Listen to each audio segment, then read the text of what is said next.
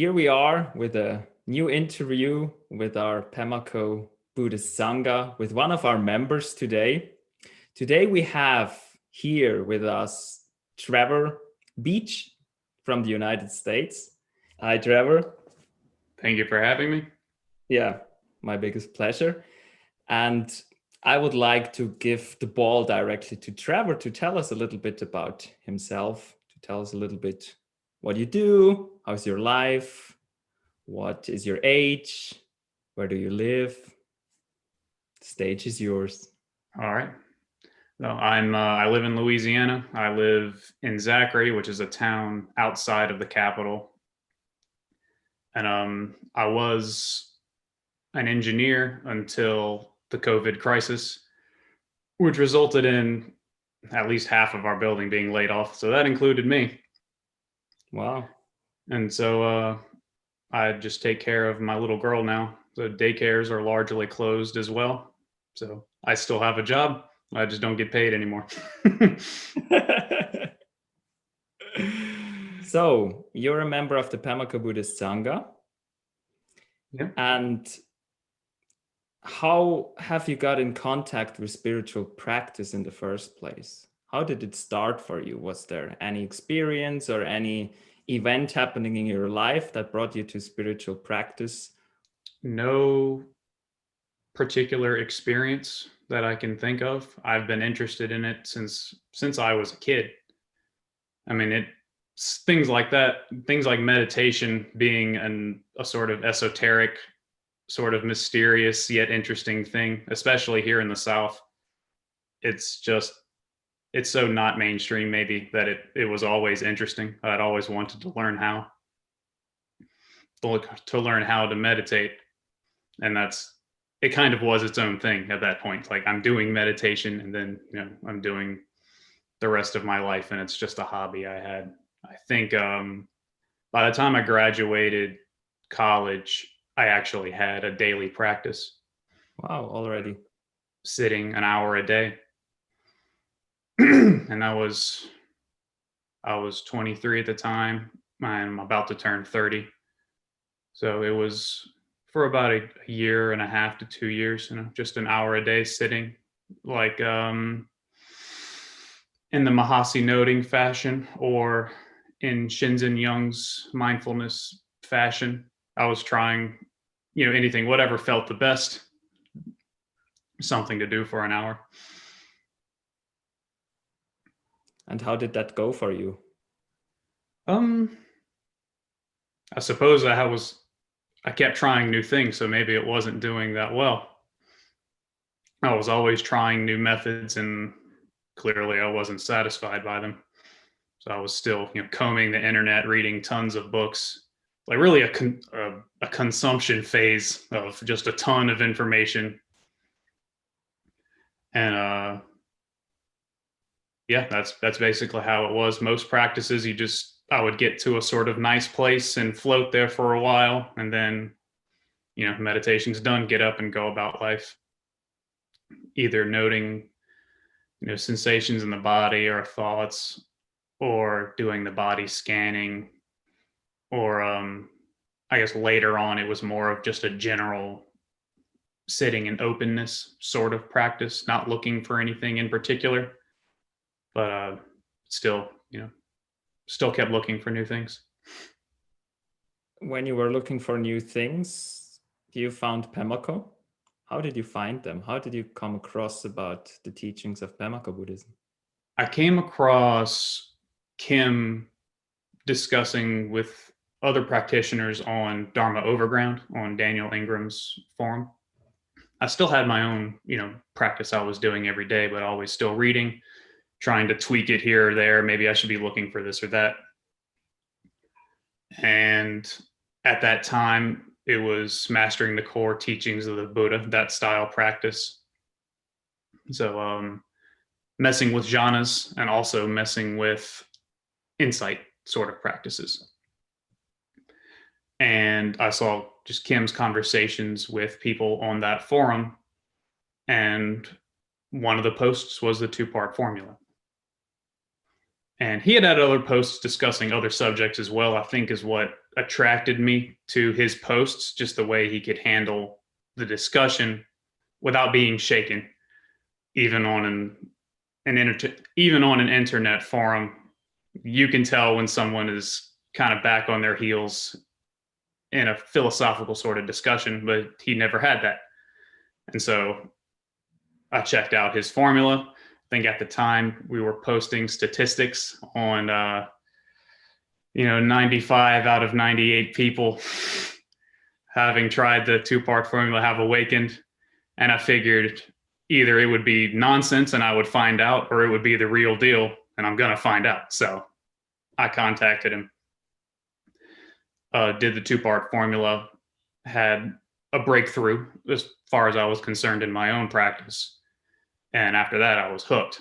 I wanted to know, if there was more of that, if there is, a new practice I haven't heard of, still in the consumption phase of everything, but at least I had a direction that I knew I was heading in. Wow. So you went through the guidance to awakening? I prepared for it.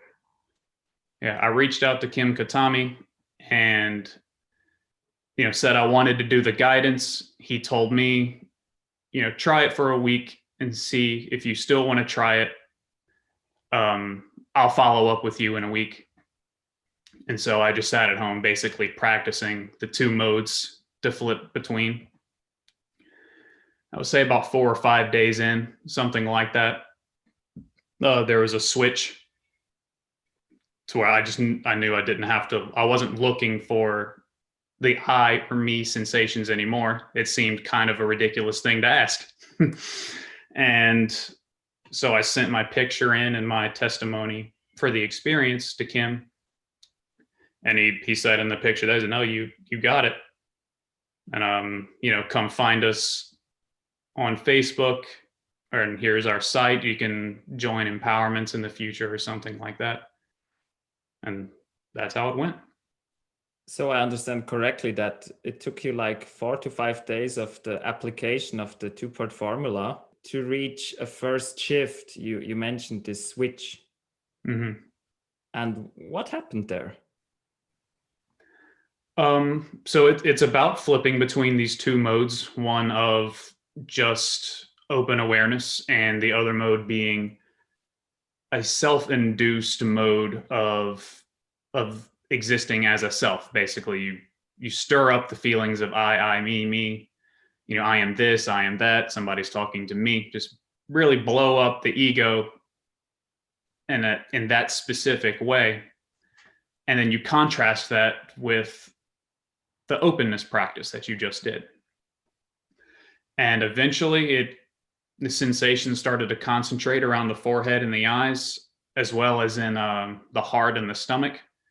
And it was honestly extremely uncomfortable. I felt all this grief and longing and struggle. And, I kept watching it, and these things would eventually pass. They would go away. And I remember sitting thinking, well, okay, now what? Like I'm out of these sensations, but I don't feel anything different. And just kind of going, just like sighing, not knowing what to do. And then it was like, oh, oh, that's it. There's nothing to do. And then that was it. It was just nice and open. And I felt like I knew what happened right away, but I went to bed just kind of enjoying the openness. And when I woke up the next morning, it was still like that. Everything was open. Everything was much less serious. And it was just like, yeah, I could just breathe being alive. I didn't need to do any particular thing. And so I sent in my testimony.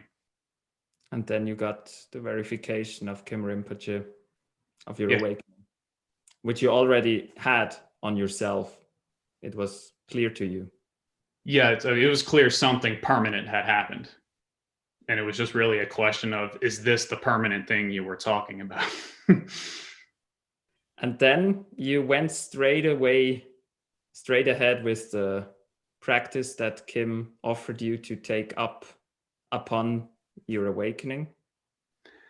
Yeah, he advised visiting the site, advised finding that group on Facebook. He said he does empowerments for now Rainbow Body Yoga. It's just a set of tantric practices, um, different methods to get back to that space of selflessness.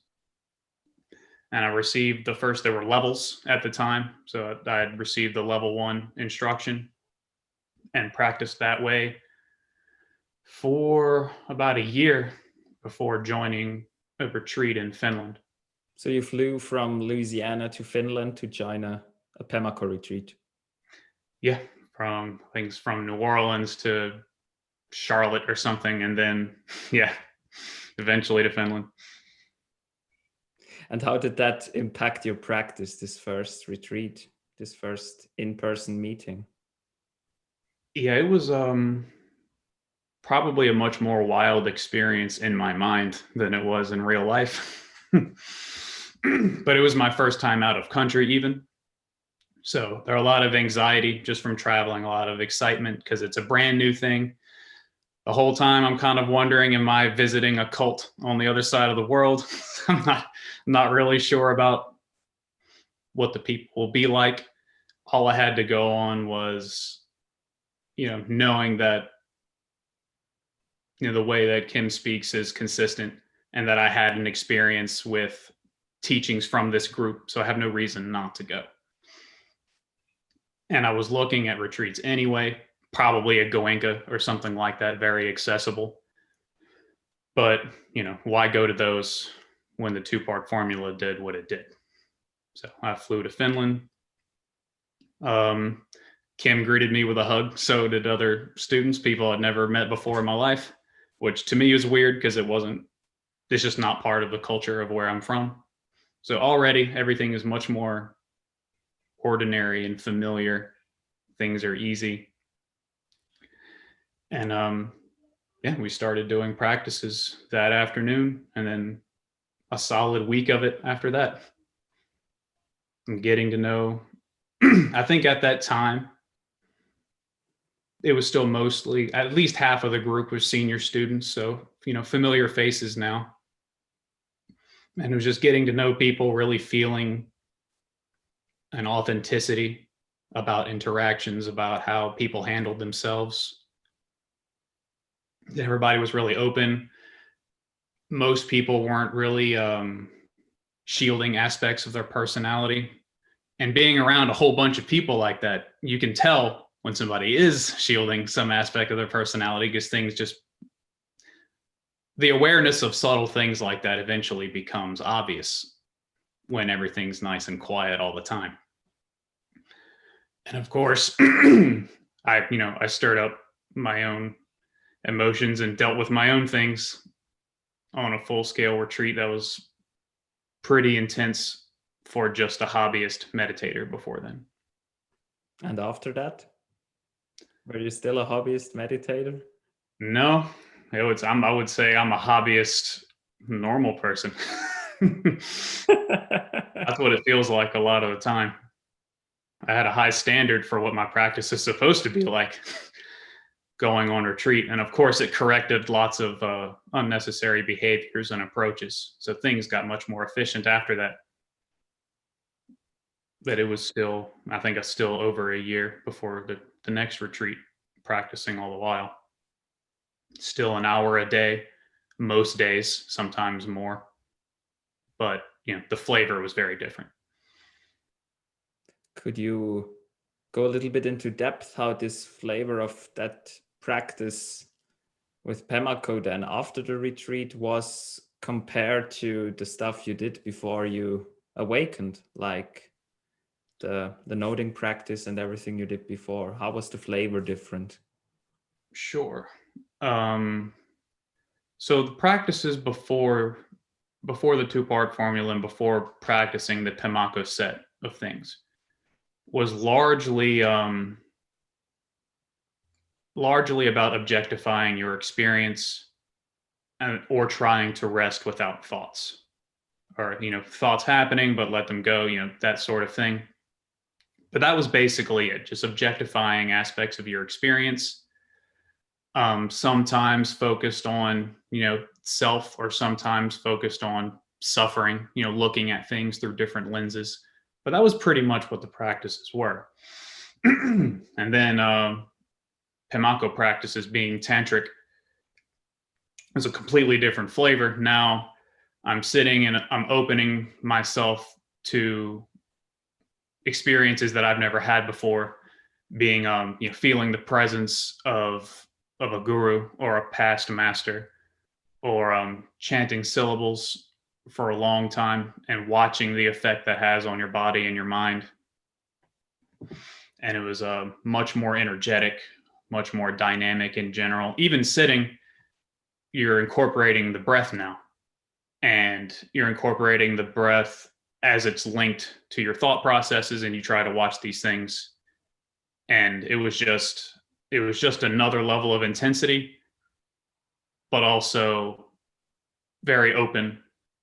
And that served as a flag for when things are going off the rails. If you're going in the wrong direction, struggling is a sign. You should not be struggling. Should, reel it back in, stick to the sets of practices. And yeah, it was just totally different. On that retreat, there was some Vimalamitra teachings, and that was a lot more familiar to me. And I did practice them because they were put into a Dzogchen context, right? So it still had a different flavor than what I was doing before. But large of it was about calming down, and I'm generally a pretty wrathful person, so I gravitate towards calming down more often than not. More of a peaceful practice, more of an open and airy, just because my mind grabs on to struggle hard, and it always wants to go harder and harder and harder. And that's exactly what I needed to get away from. Tantric practices don't mix with that very well. Your experience will peak very quickly, and it probably won't be a good time until you get back to the openness. And how has that benefited your life, this practice so far? This new flavor of practice, what effect did you notice soon after that and today? How has it shaped your life? What is different in your way of behaving, in your way of thinking, way of feeling, way of relating to? I understand you're a family man, you have a daughter, small child. Mm-hmm. Could you share a little bit about how you see your practice in this framework?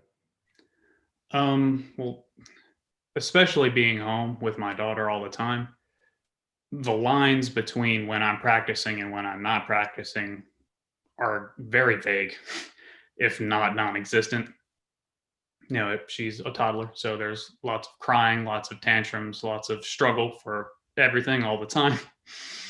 So I'm definitely handling that differently now than I would have 3 years ago, or even a year ago. Now it's these things, they happen in their own space instead of happening to me, is the starkest difference as far as interacting with anyone.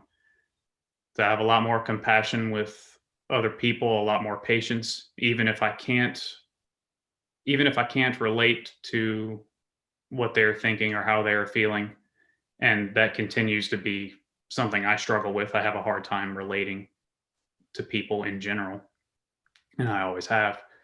Now it doesn't matter so much because I can meet them where they are. It doesn't matter whether I understand what's going on, but you can be with them anyway.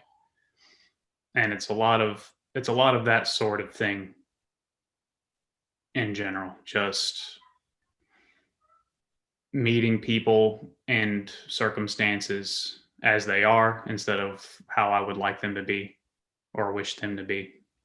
Noticing suffering on other people is huge. That was probably the largest thing that I would be able to take away, and that stuck with me even till now.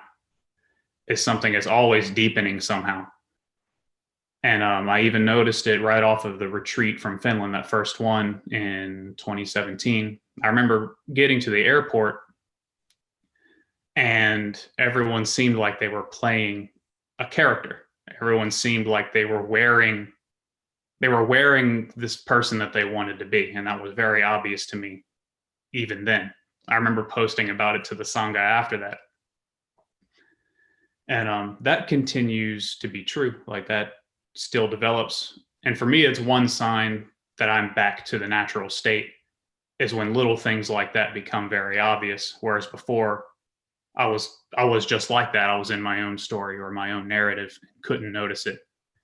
And once that bubble is popped, everything seems like a play, or everything seems like there's unnecessary struggle, or there's unnecessary thoughts or beliefs that just aren't there, and certainly don't need to be there.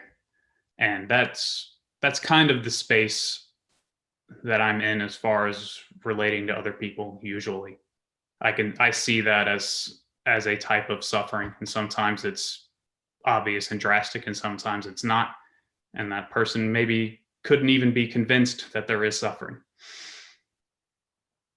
And learning that it's not necessarily my job to point out the suffering is also a new takeaway. This was the stepping stone into this compassion, into this seeing the suffering that happens in other people. Do I understand that correctly? That your own understanding of your own suffering and your insight into that, with all your previously discussed personality traits of having high expectations, having high ideas of how things are supposed to look like, I guess you went through that in yourself first, right? Yeah, of course. Yeah, you can, when you see it on someone else's face and you go, oh, I know exactly what's going on because I was doing that 3 hours ago. It's like this poor guy is, ruminating over an argument or something like that, enjoying an angry place, or, doesn't want to be traveling, doesn't want to be at this store, doesn't want to be in this line, something like that. And you go, I know exactly how that person feels. Sometimes you can see if a person just has a rough time at home and they're in the office and working, and the office is where they're more comfortable. And that's noticeable. And things like that were never noticeable before. I only knew about my own narrative. So your spectrum of awareness opened up completely. If not completely, at least quite a bit. There is a lot less interference of whatever concepts I might be holding on to. Less interference of those conflicts as they relate to life, as they relate to what's actually happening. And what's actually happening is usually other people are doing what I was doing. And so, yeah, it's very recognizable, and you have compassion because you know what drove you to practice the things that you're practicing. And sometimes that's not available to this person for one reason or another, but they may be like this for the rest of their life, or like this in a different way. Did you get feedback of other people on this transformation that you noticed in yourself? Was that noticeable to other people as well? Oh, my wife definitely noticed, and I'm sure it was noticeable in a very annoying way. So I have a tendency to just talk with confidence about things I feel like I understand, and all of a sudden everything has this existential flavor to it, and we're just talking about dinner or going out or doing this or that or watching this movie, and you're thinking, why watch the movie? Why this thing and not that thing? So there was a difference, and I mean that's just the funny part. Otherwise, as all relationships tend to improve when you're more empathetic to the other person, when you're about to be angry, or you understand that you should not have reacted in that way because you remember how your mind state was, and things like that. I think family has noticed as well, but to them it's more of a curiosity. They don't really know. I don't think a lot of people see the point, even if I am more soft and more understanding. Most people still, at least people that I interact with, your job or your career tends to be who you are. And there is that, and then there is your family personality, and those things aren't necessarily the same thing. So I think a lot of my family has noticed and are just waiting to see what the outcome is. So did you introduce them into what you're doing as a practice? I've tried to introduce the two-part formula on multiple occasions, as I personally view tantric practices as not especially helpful without having that first taste of what's really going on. I think a lot of frustration or other large spectrum emotions can become too difficult to deal with without that first insight. And so that's what I usually try first. Try the two-part formula. I had this experience that it put my life into a different context. And sometimes addressing certain behaviors like, look, I don't think you would be doing this if you knew what I knew, which sounds extremely arrogant, which is why it never worked because of that or something like that.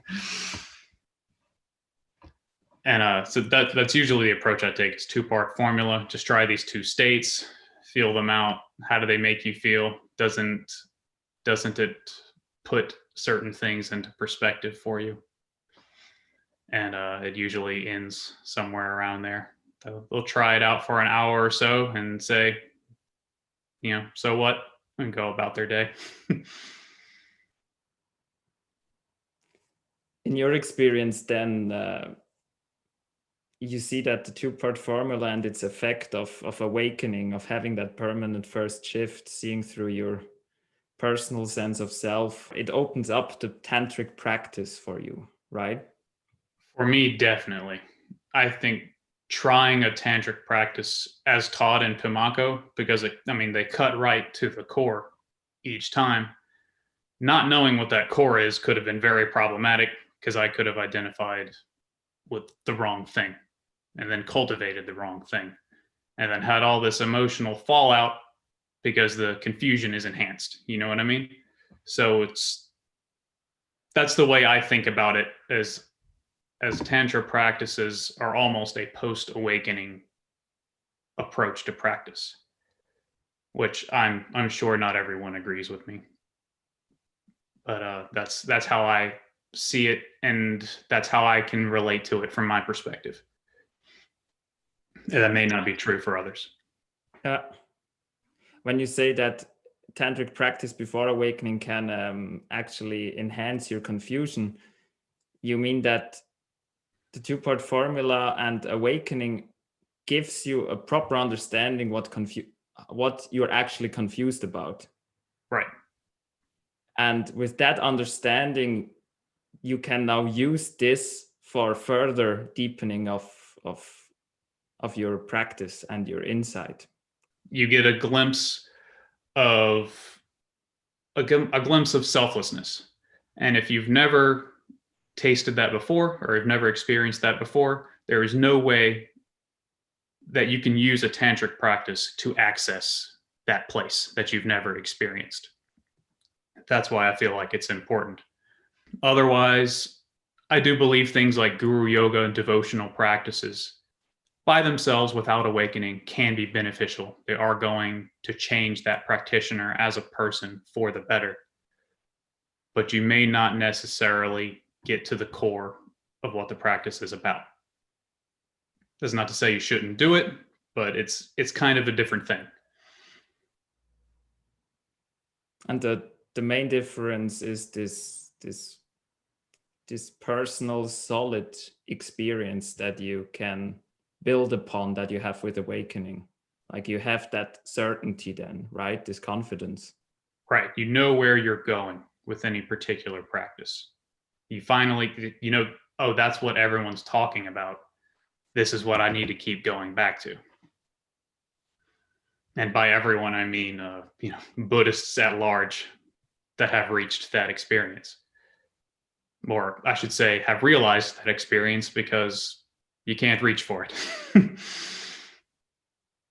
So the methodology of Pemaco largely builds on this confidence as soon as possible. It actually starts with it, right?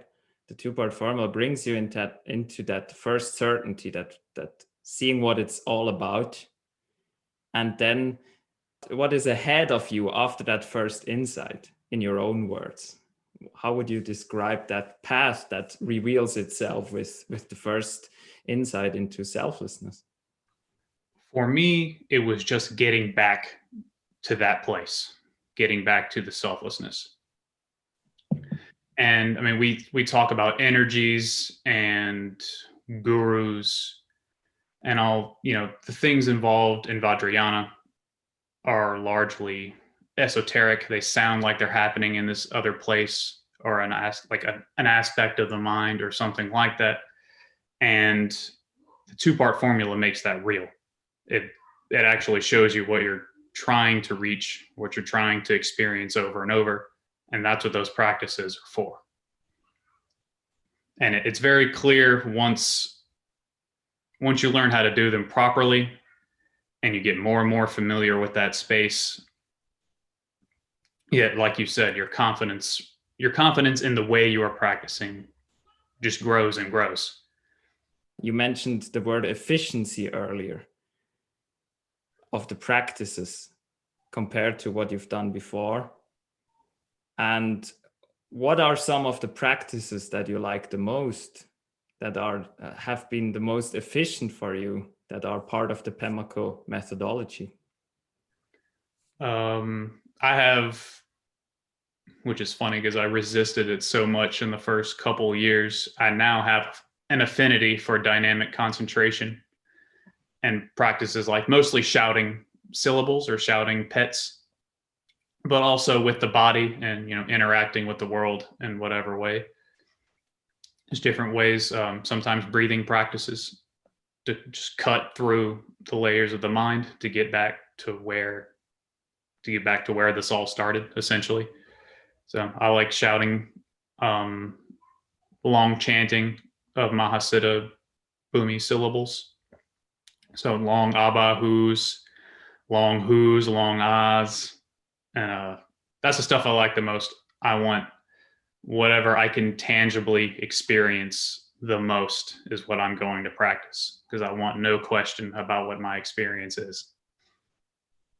In the beginning, I did a lot of guru yoga because, again, I needed a lot of calming down sort of practices. And surprisingly, I'm doing less of the guru yoga because it seems almost like it's happening automatically many times. That that essence that I'm looking for from a particular master feels already available, and so I don't always go through the steps of a guru yoga practice. I just want to keep getting back to the selfless state. You mentioned tangibility. Have these practices been tangible for you from the get-go, or did you grow into them? Or how was it for you? Well, the first shift obviously was tangible. What started the whole process. But I mean, that's a very good question, and that the way that I approached guru yoga changed. The way that I approached visualizing, the crystal body or the body of light or the pillars, instead of it being mostly an imaginative experience that I try to feel some sensation from, it changed from that to I am the body of light. I am this crystal body. The guru is present in my body, and later on I am the guru. It becomes more and more real from my perspective. And that's definitely the largest change even from that first retreat. That was largely imaginative experiences where that's how I was doing it. And other people were doing it correctly and having a totally different experience. So you basically went through all the stages of Vajrayana tantric practices, how it is described in the outer, the inner, and the secret aspect of a tantric practice. The outer, the visualization, the imagination; the inner, to get in touch with it, to feel it as an inner experience, and then the recognition in it of this as being your own essence, your own nature of mind. Yeah, absolutely. Could one say that you use the presence of a guru? Could you say that you create a friction between sensing into that enlightened state where they come from and seeing where you are at the same time, and then let that merge? Right. We're moving towards non-duality, right?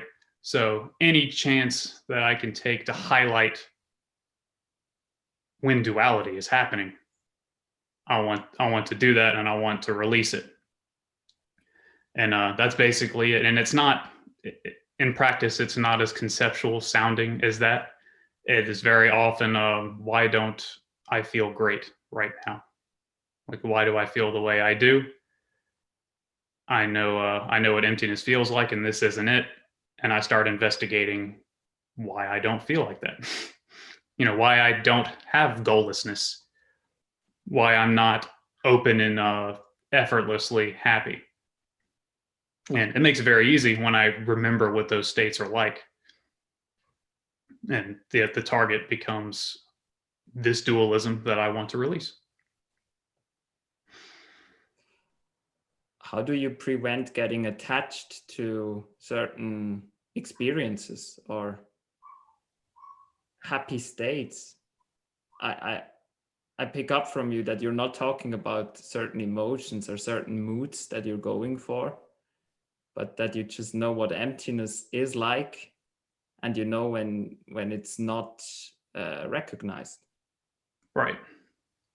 And how have you preserved yourself from getting attached to subtle ideas or subtle states of bliss or happiness or no thought?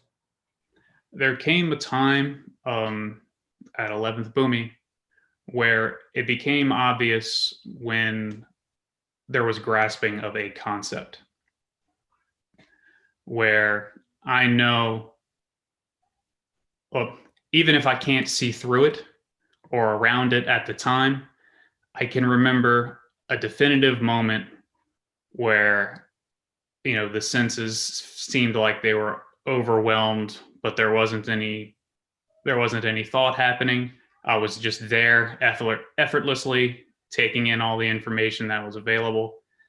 And I know what's not that.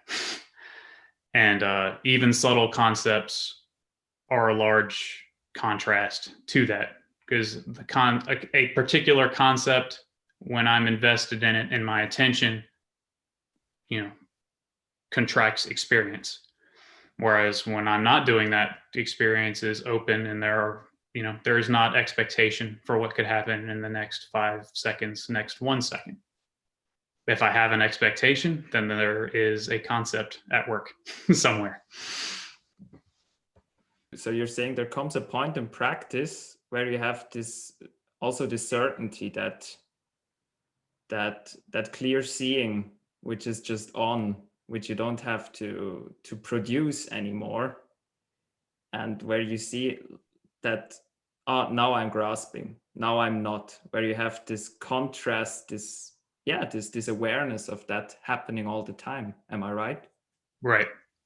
There comes a time where you can see the relative aspect is what is holding on to effort, and you become divorced enough from that identity to just let that go. You can just stop doing those things. And some of them are especially persistent, and some of them are subtler than other ones. And it may take a while to catch it, but we have our systems of practices that can pop through it anyway. And then sometimes you just notice what you were doing after the fact, after you've gotten back to the open awareness, and you go, oh, okay, that makes a lot of sense. What you're basically describing is Trekchad or Ati Yoga in Dzogchen, that this awareness of grasping happening and not going with that grasping or conceptualizing anymore, seeing when it happens and letting it happen, right? Right. Or these tiny, I don't want to call them narratives because they're not always narratives, but this propensity for effort or planning, or these little expectations, they have a gravity to them that you don't realize a lot of the time until you're completely out of it and you see the gravity pulling you. You perceive an effort of some sort on your part, and then at least what I do is wait, on whose part? It's like, who's doing the struggling? And then I try to find out. And it becomes easy to let it go. And sometimes it's amazing just how many things that one little effort was connected to at that time. Like how many aspects of what you thought was you 10 minutes ago was just a habit that didn't have any meaning or root in your experience. What you're describing is basically karma and observing what karma is in your own experience, right? Right. Yeah. Any reactivity, I suppose, is going to be held by a self, something that's not a deliberate, sober decision. Although it does get tricky there too, because sometimes a sober decision is still based in a self reaction. It just, maybe you have a habit of living conceptually. It happens that way. And what I get there is that it gets more nuanced. This kind of efforts and this kind of graspings, they get more subtle and more subtle, because in the modern non-duality scene, you have like this idea that it's all about the sense of personal meanness, and if that drops away, you're basically enlightened. Yeah.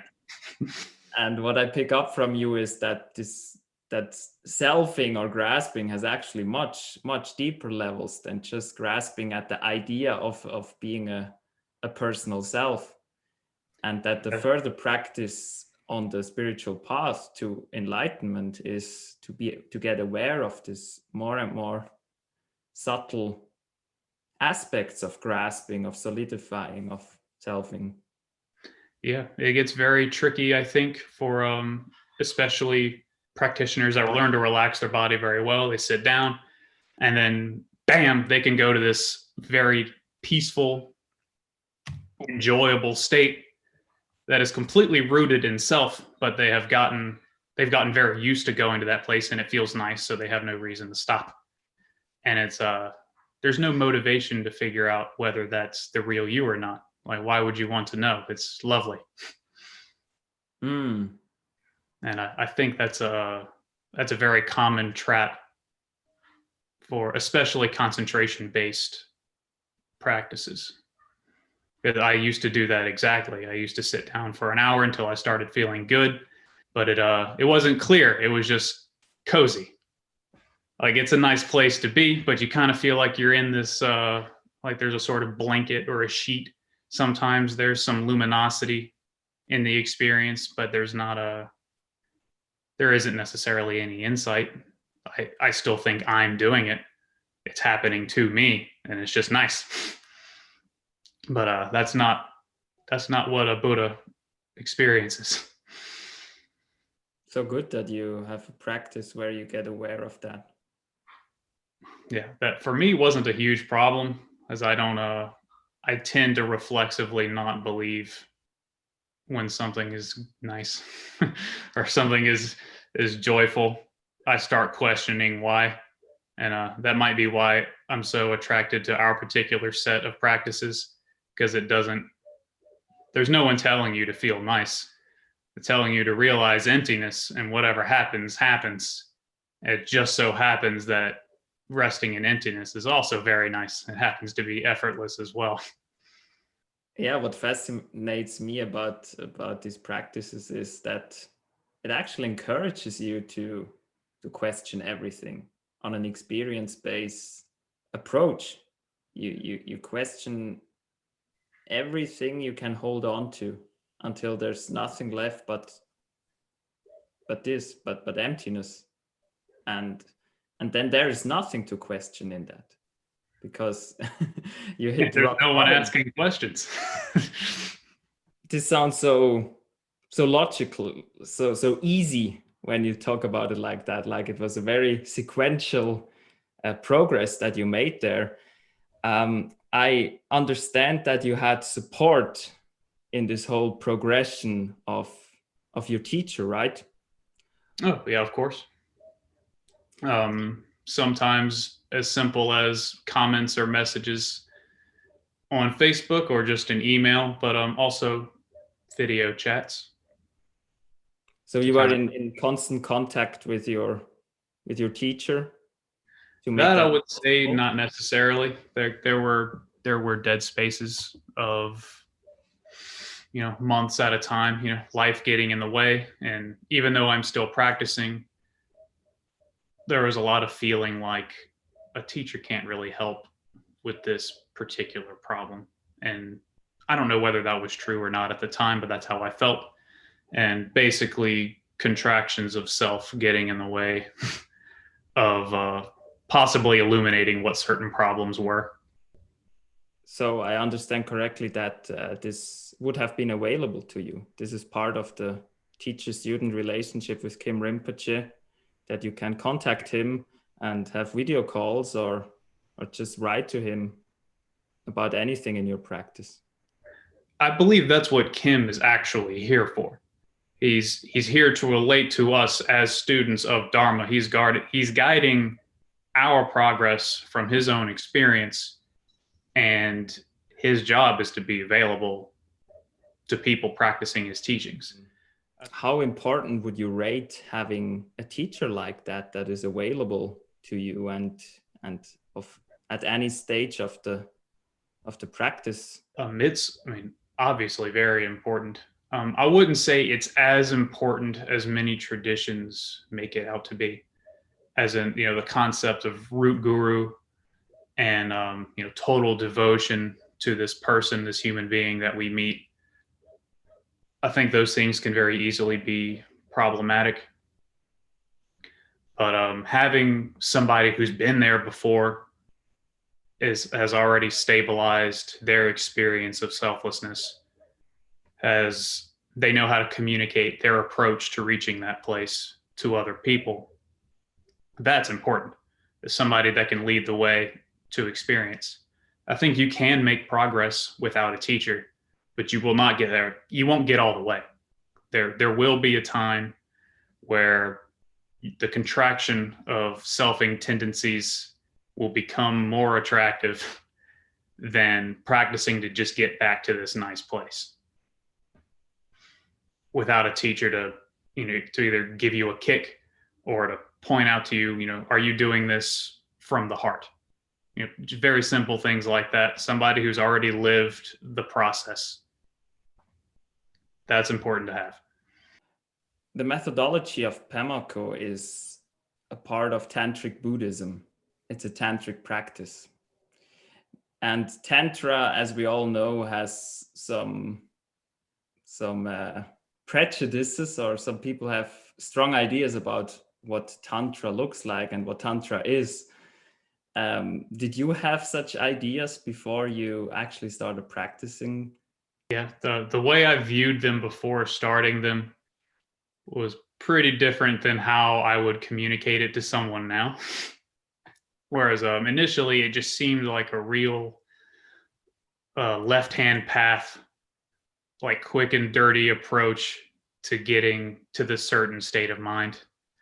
And it was still goal-oriented in a way, but it wasn't about emptiness. And I guess that would be the major thing that I would communicate now versus before. Whereas before there was no concept of emptiness, really. It was just about opening yourself up to these different things or different experiences, and that's tantra. And it can be a weird sex thing if that's what you're doing, or it could be eating your food, could be taking a walk, it could be getting a cold shower. Like all these things are tantra when you recognize the emptiness in a particular experience. But if you don't know that, you think it's about moving energies and becoming more of something or becoming different and somehow.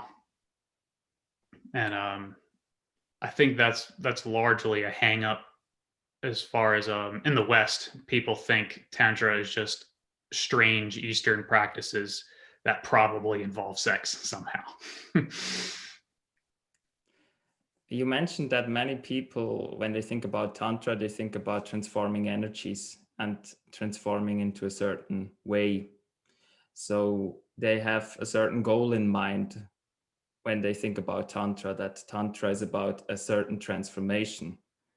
And this is a very curious point because in Pemako, you also practice non-meditation, and it's actually a great perfection path. It's about a discovering of your own innate perfection in every life situation, in every thought, in every feeling. We run into that a lot with the tantric practice, and that this catch-22 situation, whereas we have a goal and that goal is goallessness, where it's only possible when you approach it as a goal, but it is a state that we want to reach. And that seems to happen a lot in our sort of practice. A lot of things happen better when you completely let go of trying to actually accomplish that thing. I understand that there is a clearly laid out path in the Pemaco methodology, that there is a model that you follow, that you can see where you are at in the whole progression of insights, that there are these stages that you go through, deepening your emptiness insight. How do you bring that together yourself, this practice of non-meditation, of not having a goal, and then at the other side of the coin, this clearly laid out path, which has a clear goal, which is achieving Buddhahood? Right. I guess it starts with we're taught that there is a relative aspect and an absolute aspect of, I guess you could say, reality, right? But that's how our practices approach these things. So in the beginning, you must practice from a relative point of view, meaning you feel like you exist as an individual, and you must do these certain things to get to this certain place. Well, it just so happens that these particular practices set up emptiness as a goal, and that goal itself is goallessness. And so we learn slowly that, in the fashion of the great perfection, there isn't a goal to be had, and we're just slowly realizing that through our practices. Sometimes it takes longer for some people than others. It depends on circumstances and things like that. And I think you were referencing what sounded like the Boomi model, and that you can track a person's you can track how well someone has progressed towards the goal of goallessness in and how they present themselves to the world and how they communicate, and most importantly, in all the little unconscious things that they are doing and holding on to. And those are the real flags for someone who, when you don't have those obstructions anymore, even subtle obstructions become a lot more obvious. And that's sort of what the Boomi model is. And that at certain stages, certain aspects of what most people call personality isn't there anymore. It's been released as no longer necessary. And that's just something that naturally happens. It seems to be a universal phenomena as far as insight into emptiness in general, but it does look like our Sangha has quite a few people that have gone very far towards the state of goallessness. how important was it for you to have such a map that you can orient yourself on? Yeah, for me it was perfect. Before that, I was using Daniel Ingram's stages of insight and how he had mapped them like against jhanas and things like that. But I mean, my mind works that way. I worked as an engineer until very recently, so I like being able to measure. Like I don't want to get involved in something I can't measure because it seems like fantasy.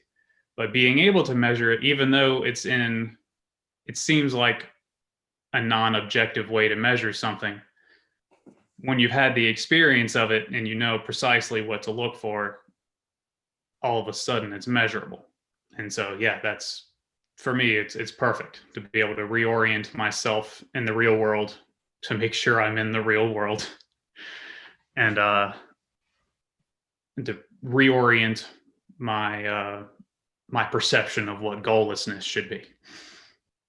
And you mentioned that in the Sangha there are all kinds of practitioners, that there are very realized ones with a high level of realization on the path, and also beginners. And how do you feel in a Sangha like that, where there is this whole range of practitioners? Could you share a little bit about that, how you experience the Sangha and its members? I think well, the members themselves generally are, I mean, they're all just like us. We're all working towards the same thing. We want to be better people. We want to be a better way to interact with the world at large, if not for just ourselves, for everyone that we're related to, our friends, things like that. And it's nice to see that range of experience as far as meditation or non-meditation within the group, especially since I used to be that beginner. And I remember what it was like to struggle through the first 6 boomies, even, which is the entirety of a Theravada path. For me, was all struggle, and so I know how it could be for someone, and I know exactly why it gets so much easier later on. I know why what we call dark nights, which are just really energized aspects of self that we are struggling over that we haven't learned how to release yet. I know why those are more intense for some people than for others. And I know which practices will make those especially intense. So it's nice being able to come from a place of confusion about what's really going on, and you kind of need faith in the beginning because you're not really sure, because you haven't glimpsed emptiness very often. And then when you're on the other side of that practice where you know very well where you're going and you're just picking the proper thing to get you there. And it's nice to know that and there's our teacher as well. It's nice to know that somebody has the experience that you need in order to come across or to get over a certain obstacle. I don't think our Sangha takes advantage of that as much as it should, me being guilty of that as well. But I think it's also just part of our culture. We don't reach out quite as much as we probably should. We don't want to burden others. It's kind of the catch-22 of wanting to benefit other people, is you don't want to step on their toes either when you feel like you need help. So that's something that you would like to see more in the Sangha? I personally think the Sangha would benefit more from interacting with each other in person, of course, but more even online, just more often, to remind yourself that there's somebody doing exactly what you're trying to do on the other side of the planet, and they can relate to whatever you're going through, even though on the surface it seems like a very different thing, but in the mind it's it's the same for everyone, objectively speaking. So you're talking about some kind of support that you get from the Sangha by just knowing that there's everyone struggling with basically the same thing, basically the same delusions and the same challenges, obstacles. Also knowing that there are people who who have gone through the majority of that already.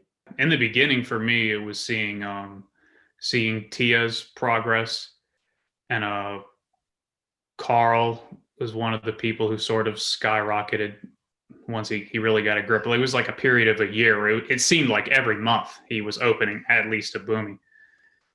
And you could see it in the photos. And I met him not long after that, and it was just the quality of person was very different than what I was used to encountering in daily life. And that what really made it a visceral thing. I think it's easy to forget that when we're on the internet all the time. Or when we're not doing like you and I are doing over a Zoom call. Like we can see the little quirks, the thing we understand each other's sense of humor better. And I think it's an important thing to remind ourselves that this is a real thing with real people. And it's not supposed to be this thing compartmentalized from the rest of our lives. It has been a fantastic time with you, Trevor, for this interview. Thank you. Well, thank you. One last question I would like to ask is, do you have any tips for a complete beginner who might be interested in Pemako practice from your experience? I would probably say the same thing that our teacher says: is investigate for yourself. If you find yourself repelled by what is being said or what is being taught, find out why. Why are you being repelled? What is being repelled? And can you be completely sure that this teaching has nothing to offer you? What is 30 minutes of your time? Excellent. Thank you very much, Trevor.